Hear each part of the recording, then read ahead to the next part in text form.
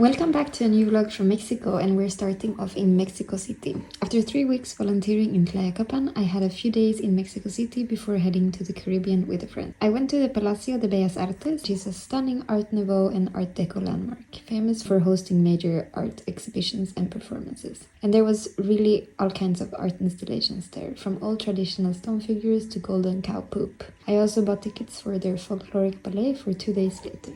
The next day we jumped on cable car line 2, which locals use to commute, but for tourists it's an amazing way to see the city. We admired colorful houses and roof graffiti. The cable car is the longest urban cable car in the world, spanning 6 stops. We took it back and forth from the metro connection, and round trip it took about 1.5 hours. We were advised to not go off the cable car en route, so be smart if you do the same. The following day, I explored the castle of Chapultepec. It is a historic neoclassical and neo-Gothic fortress located atop Chapultepec Hill, which gives it a stunning view over the city. It was built in the late 18th century for the Austrian Archduke Maximilian I, who became Emperor of Mexico during the French intervention in the 1860s. It has served as a royal residence, military academy, and presidential home.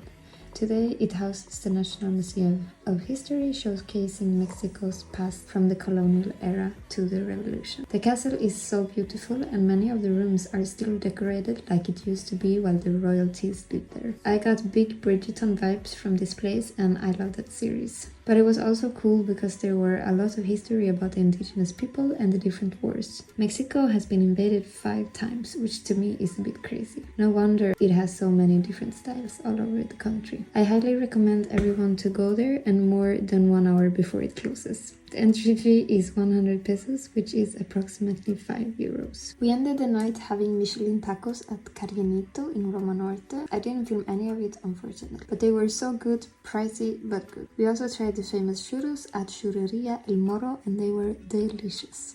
Highly recommend you to eat at both places, and for Churreria El Moro, it is a chain, so you can find them in various locations in the city. The last day in Mexico City, I met up with a friend in the night, and we went to a cumbia place where we danced some cumbia before going to the Folklórico Ballet at the Bellas Artes Palace. I booked the cheapest tickets I could find, and we got seats way up high in the back, where we could barely see the stage, to be honest. But it was still an amazing show, so I highly recommend you to book it if you're ever in Mexico City. And do yourself a favor and don't go for the cheapest tickets. It's not worth it.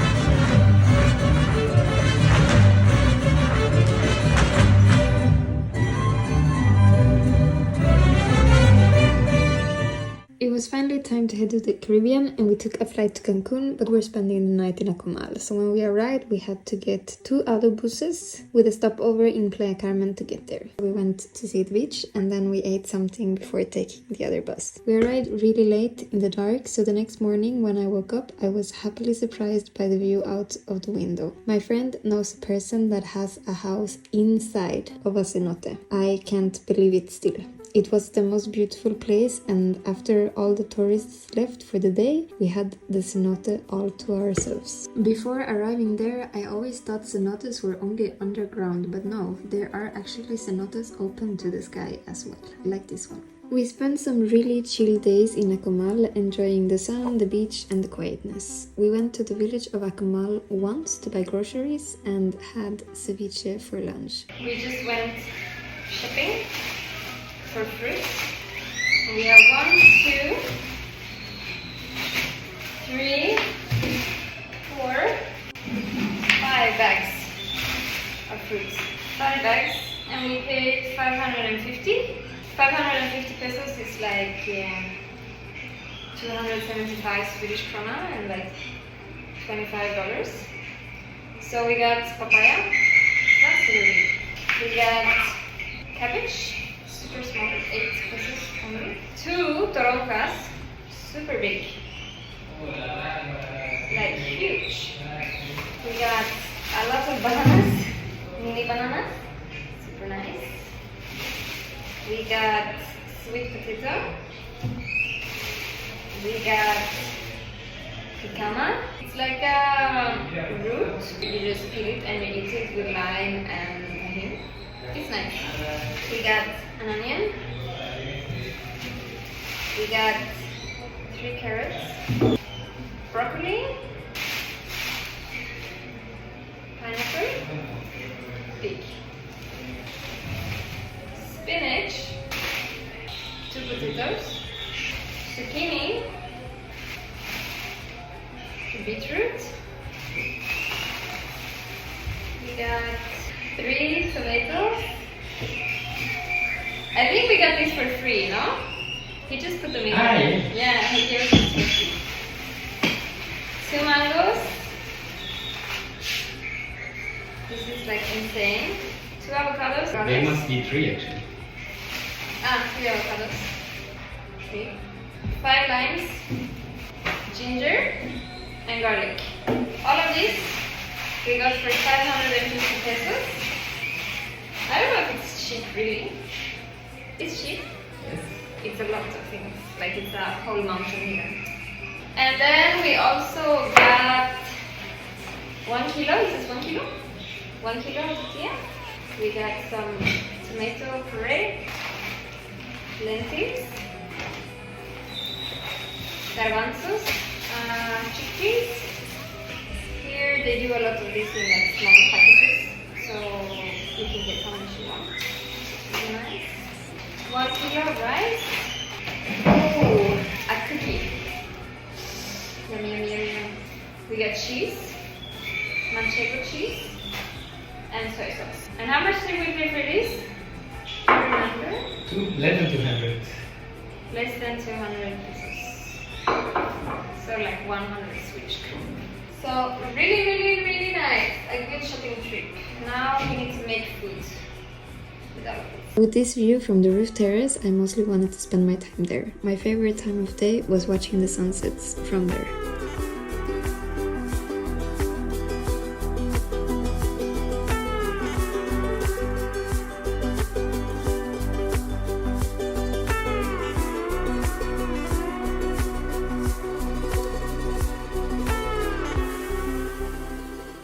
A few days later, we made it to Valladolid. We arrived with another Adu bus in the afternoon and took a quick walk around town and passed a cenote in the middle of the city. How crazy is that? I also had my first marquesita, which is the local snack in the area. It's a crispy rolled wafer-like crepe topped with Nutella and Edam cheese. You heard me right, Dutch cheese. It was definitely a special combination for me with the sweet and the salty, and to be honest, not my favorite snack, but you need to try it. The next day we woke up quite early to go to a cenote. We were staying with some locals, so they took us to this kind of hidden cenote that not a lot of people know of. It was the first time ever in a underground cenote for me, so I was really excited and it was so beautiful. We were there totally alone. The water was crystal clear and the vibe was amazing. We spent a few hours there as we brought picnic, and my friends found some bones in a deep part of the cenote. That was very crazy. And we also got a special performance by one of our hostesses. She's so good.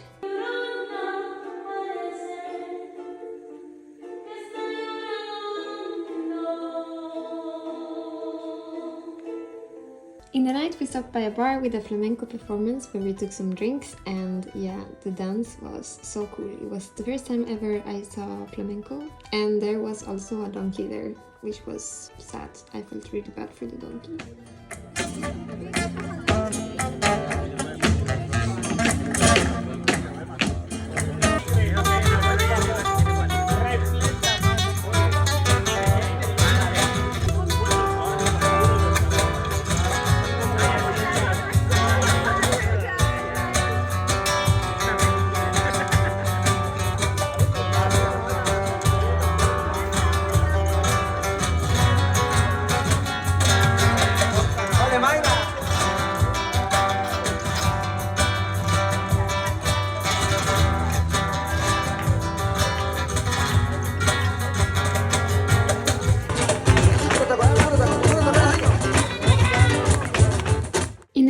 Traveled to Merida since my friend was organizing a concert there with a band. To be honest, I spent most of the time in the pool because it was so freaking hot. I think it was around 38 degrees and so humid, I was melting away. But we went for lunch at this famous spot called La Chaya Maya and tried some famous dishes, and in the night we enjoyed the concert.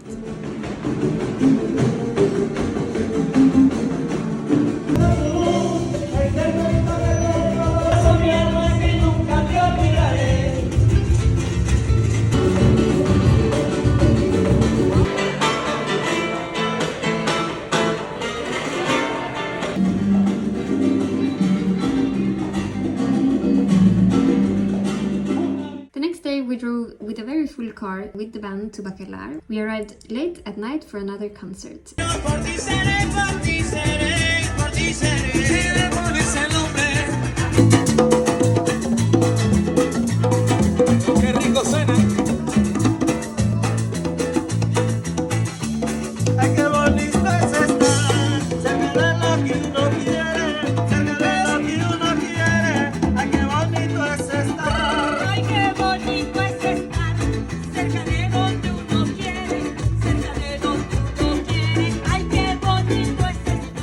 We woke up at a beautiful hotel in Bacalar with the most amazing waterfront. We spent the first day exploring the lagoon and the blue cenote. The blue cenote is quite a walk from the center, but it's so worth it. It's really calm and there are a lot of trees that you can jump from. On the way walking back, we just admired the beauty of this lagoon. The water is so blue, like the bluest lake I've ever seen. And I got so mesmerized just watching the wind in the water.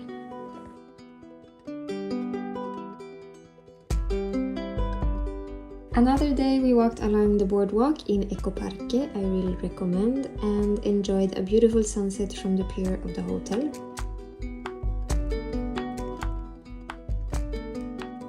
We also went canoeing in the lagoon one day, and there are some really cool meteor holes in the lake that we paddled to. You could really see how the color of the water changed, since the depth of the lake there was like 100 of meters more than the rest of the lake. The lagoon is really big, and I think we paddled around for like 3 hours.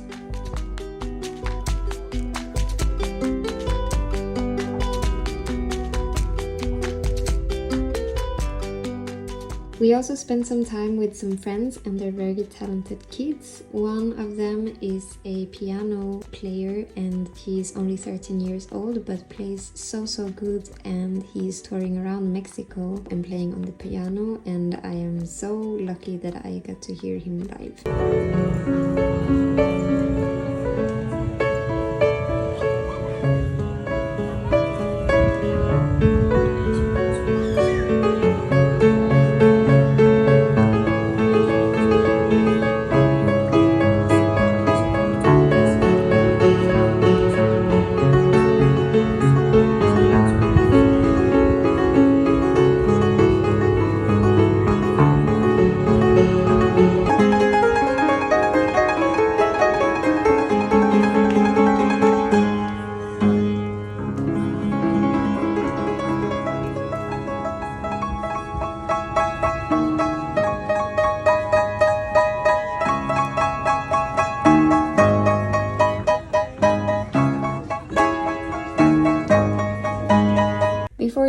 Bacalar, we also ate at the best place in Bacalar, which is Doña Berta, and you should really go there. There's an old lady that runs this place and their food is so good and traditional. Then the time in the Caribbean was over and we took a flight back to Mexico City and went to another concert. And this band that was playing just the opening act has now turned out to be one of my favorite bands, and I love the music. It's very emotional, very intense. Her voice is just beautiful, and yeah, I was amazed. Amarillo es el canario y Rosita mi abuelita. Amarillo es el canario y Rosita mi abuelita. Quedaría la vida misma por tener otro. Escúchalo cantar, tu corazón. Escúchalo, tu corazón es un tango. Escúchalo. ¿Cómo dice?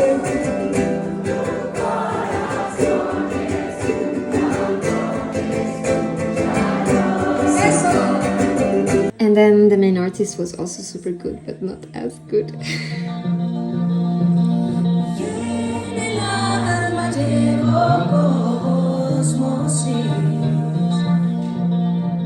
De rosas agarro de fruto fresco. Saludos desde el núcleo Manana de Sil. From here starts my groupie era during this little trip. So my friend is a manager of a band called Cuervo Cuervo, and since they were going on a mini tour around Mexico, I was invited to come along as well. The tour started in Tepoztlán, and since all of us already went there, we didn't explore too much. We spent quite a lot of time eating delicious meals at the market and enjoying the views. Next up was Cuernavaca, and we only had a few hours to walk around town. The third one was in Tlayacapan, where we were reunited with my friends at Casa Colmena, and after, the organizer invited us to a little road trip. I did something very Mexican, sat in the trunk of a car on the highway, and we arrived to a beautiful place with the most gorgeous little cottages. I felt very blessed waking up in this beautiful location.